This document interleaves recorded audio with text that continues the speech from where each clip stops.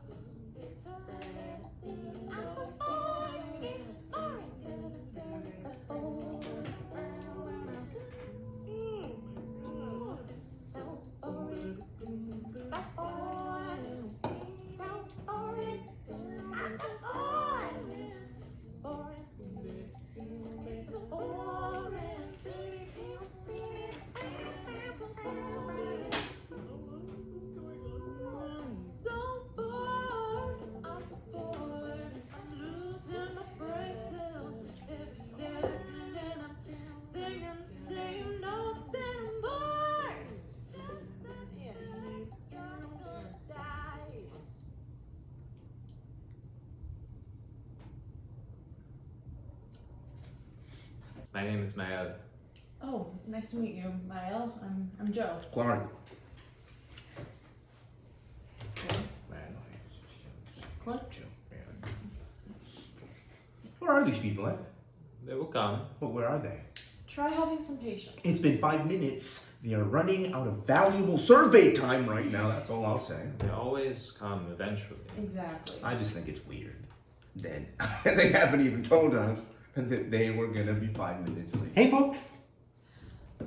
It'll just be 5 more minutes.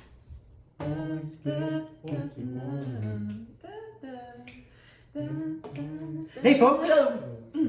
It'll just be 5 more minutes. I hardly think one of us will invent something here. And if we did, it's only fair that you would get a job, or at least some money. I mean, we're doing your work for you at that point. Or Hey, is folks. it, you know, It'll just be 5 more minutes. how many times are they going to keep doing that, huh? I'm getting edged over here. Gross. I hereby give permission. Stop it! Stop it! Enough with the reading of the contract. Just But stop. there's only one more. I can't listen to any more of it. No more. But no. There's see. Stop. What if it's actually a test? What do you mean? Have you ever seen those experiments where the experiment is actually in the waiting room?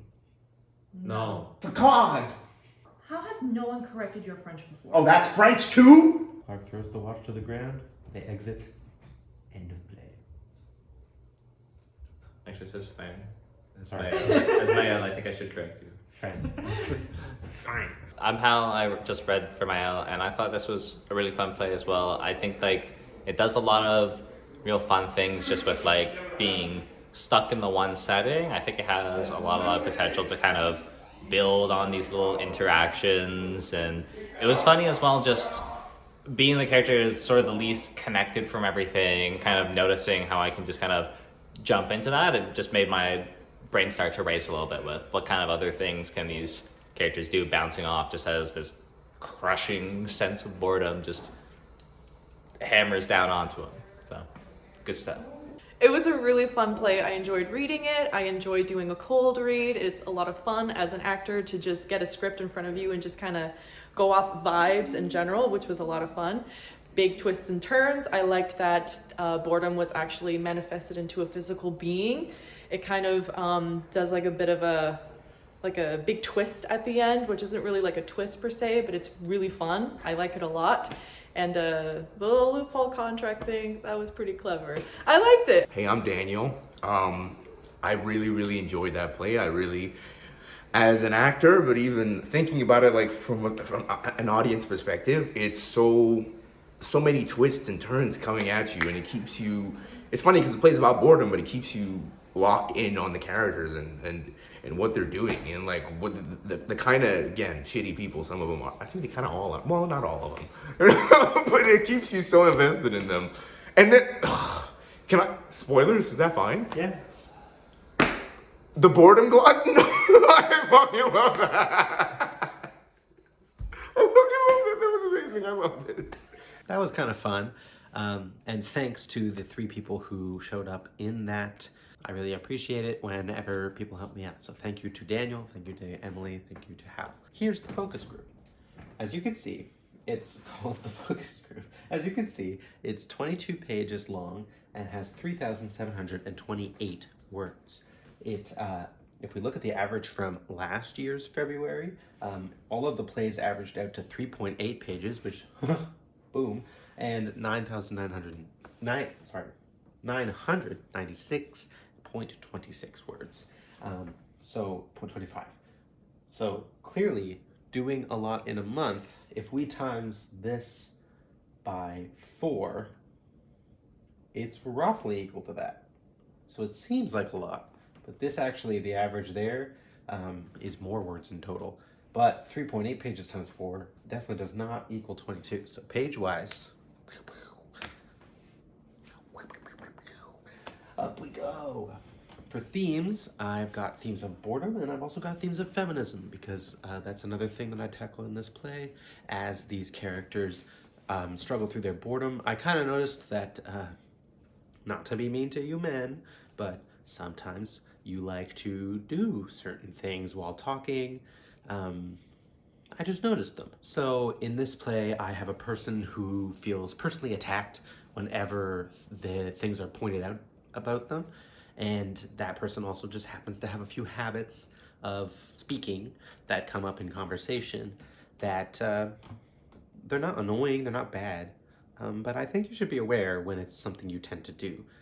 So that's also a theme of the play, is they are talking about this one particular guy and some of the traits he has that are kind of getting in his way. It took me 10 days to write. I went through all of my document again. I saw the major days where I contributed. I might have pecked at it here or there, but that it took me about 9 days this month to do it, and I put the 10th day on there because I originally wrote this piece for a 24-hour theater thing. It was a playwriting thing, and I took exactly 1 day to do my writing because that's all the time I had to do it. So I know for a fact it was 10 days. For prep and planning, we always say have that one previous writing, which was 10 pages long and its original concept. And we have some creative writing. You can see it up here in my documents. It's called the focus group contract. It's the thing that they're contractually signing when they go into the focus group. And because one of the characters reads it out for the entire play, I had to write it. So I put it on the side, I made a little contract, and then I used it where I wanted to in the script, which I think was a good way to do it. Yeah, we have a bit of prep planning there. And for potential, I think very high. I know it's very high because it was already shown in front of an audience and it did quite well, which I will show you in a second. Comedy, 90% for sure. Drama, 55%. There's still some dramatic themes, but it's definitely more of a comedy, and especially when you get to the end. Friend approval rating, we have just positive feedback from Daniel, Emily, and Hallie. You already saw them talking about it. I agree with that. Thanks, guys. For costumes, I think the main character should be casual, and then there's one other character who I think should have office formal. And also because I did have more plans to make it a bit bigger. I actually was thinking that the version I had here was going to be Act 1 of a 2-act thing, but I spent so long perfecting the first act that I never actually got to the second one. So I do think there will be more characters in the second act. I already have it all planned out. I just never ever got to writing it because I was just really making sure the first act was strong. So kind of a way of distracting and getting out of my way, like, you know, something that is kind of a writer's block moment is when you know the thing you want to do, you have it planned out, but you kind of procrastinate on it by not working on that specific part that's actually going to progress you further, but instead perfecting the stuff you already have. I know I can fall into that trap sometimes, but I think in this case, because the first act was the thing I was expanding, I just kept thinking of new ways for it to be expanded. And by the time I finished like revising all of the stuff I had put out, I realized I was not going to have nearly enough time to write out an entire second act like I was planning to at this moment. I think I'll just come back to it later. Why not? My favorite line comes from Clark. He says, "Exactly, it's a facade," because he doesn't, for some reason, he's only ever read that word and never said it out loud. And my favorite character is probably Mael. I think she's quiet, but she's got a lot to her. And for overall rating, I put it at an 8. The reason I put it at an 8 is because I think when I had it in its 10-page form, it was a 10 because it had to be short and very quippy. So it moved really fast and it got to the ending really great. So when I put all this expanded stuff in there that is not going to pay off in this version of it because there's no second act to pay off a lot of the things I'm setting up, you lose a little bit of the focus. Ironically, you lose the way it was tight. You lose the way that it's like long setup, good punchline, and it becomes really long setup, pretty good punchline. Is there another punchline? Like you think there's something else coming, and there is. It just doesn't show up here. So that's why I put it down to an 8. I think I brought it down by working on it, but I need to keep working on it to bring it back up to the 10 it was and could be. It'll be an even bigger 10 next time I work on it. So that was the focus group. That was all the categories. Now, something I was saying earlier, I think the reading I did on camera, it seems kind of low energy maybe. Perhaps you feel like when you watched it that it wasn't very interesting. It didn't sound very funny. And I've got good news for you. Not to be like, it is funny actually, and you're stupid. No, I'm not going to say that. What I'm saying is, while the reading of it doesn't actually like give off the full effect that theater can give, because once you put it in front of an audience, once you make directorial choices, once you have to put set and props down that will affect the humor, it will change everything. And I have proof. So because this went up initially as a 10-page stage performance, I can show you a little bit of that performance, some key moments that also happened in the reading that you maybe already saw, but I'll let you see how the people who made that performance, because they had no involvement from me other than me sending them the script, they made choices, they saw things I didn't, they created fun dynamics, and they blasted this audience off their seats, off their pants, okay? They loved it. They loved this show, and I can show you. So take a look at some of these clips to get a little bit more context on how theater is a process, and once you get to the end of it, that is where the payoff is. Check this out.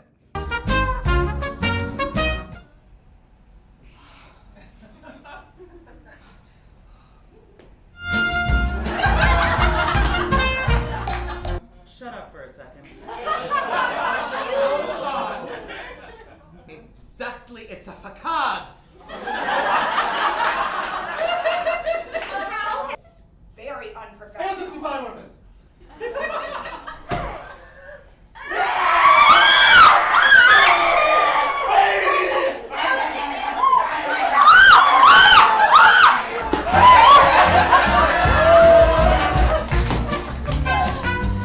All right, I hope that proved my point.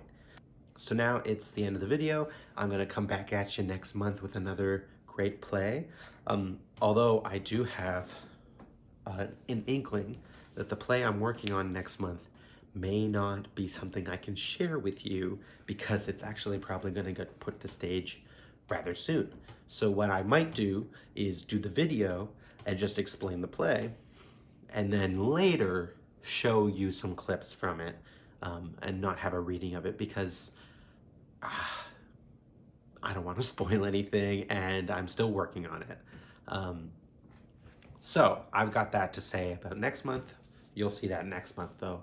Here's that song again that I wrote a little bit better and clearer for you, just for fun. Enjoy. See ya. Bye. I'm so bored. Rather be doing anything else. I'm so bored. Bored. This is so boring. Losing brain cells every minute. Losing brain cells every second.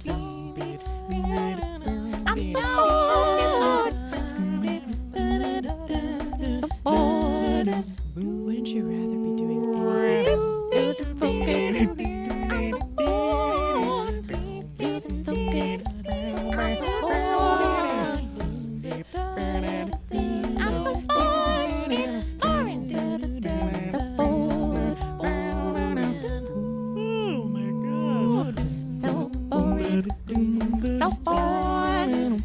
So boring. I'm so bored. Boring. It's so boring. I'm so bored. How long is this going on for? So bored. I'm so bored. I'm losing my brain cells every second, and I'm singing the same notes, and I'm